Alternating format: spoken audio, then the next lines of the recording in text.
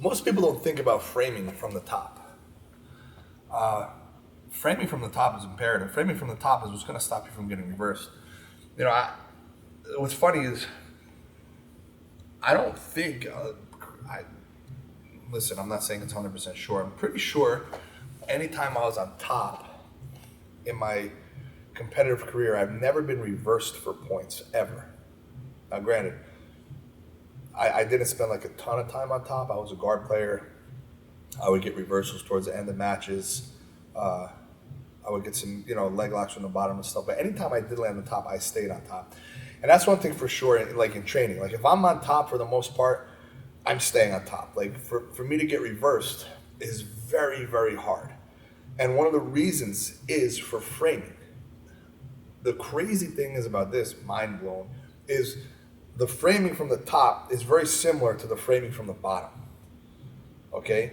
So when I enter my partner's guard, my body, again, man, this position is key. Except I'm coming to the hip. My other hand is waiting for Danielle to start sitting up to try to get that underhook. When she removed that shield, my hand underneath her throat is keeping her down. Now, this is the same basic frame that I have from the bottom.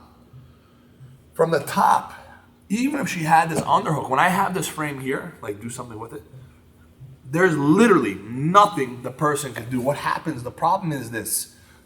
People get overzealous. Your partner gets the underhook, they start looking for guillotines and stuff. I give up my neck from the bottom to get on top. I do that on purpose, okay? From this position here, it's really, really, really hard for your partner to do much. Now look, yes, we could start coming underneath the leg as well. Think about proper position framing. When I come underneath the leg, what I'm gonna do is I'm gonna immediately step my leg up as well. Now, instead of bringing my hand underneath the head, you can bring your hand underneath the throat, okay? For her to reverse now is very, very hard. Now I could start breaking my partner down, okay? If your partner doesn't have this shield in, hands on the hip, underneath the face, okay? Set up to try to do any kind of reversal.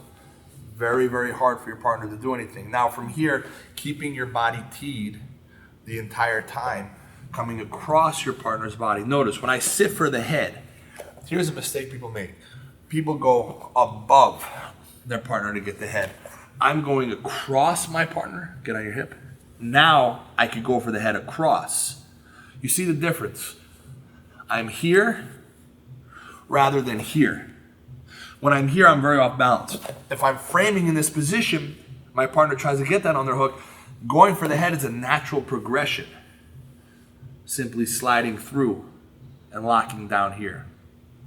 Okay, and my partner's in the butterfly guard. Hand on the trap, partner starts sitting up, keeping your hand underneath the chin. Now you have to watch drags across your body. That's why my arm is gonna start at one shoulder, elbow comes across, touching the far shoulder. For her to drag me in this position is gonna be very, very hard, okay?